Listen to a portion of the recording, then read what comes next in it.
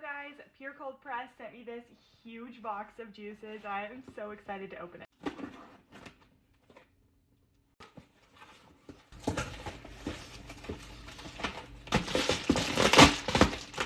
So in the box came this little user guide. So they gave me the lemonade kit, which is meant to keep you hydrated throughout the day, and it is sweetened with agave and provides a daily boost. So I will show you guys which flavors they sent me. First up is the blue lemonade. This one has lemons, agave, and blue spirulina, I believe is how you say it, and ginger.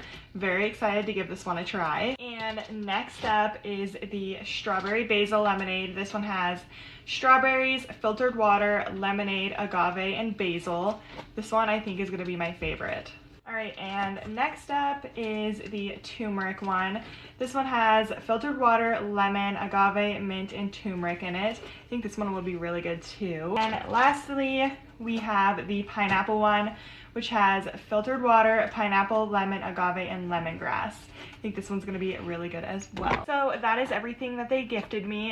Definitely go check them out. Once again, it is PUR Cold Pressed. I am so excited to give them a try, and I will be back with a review.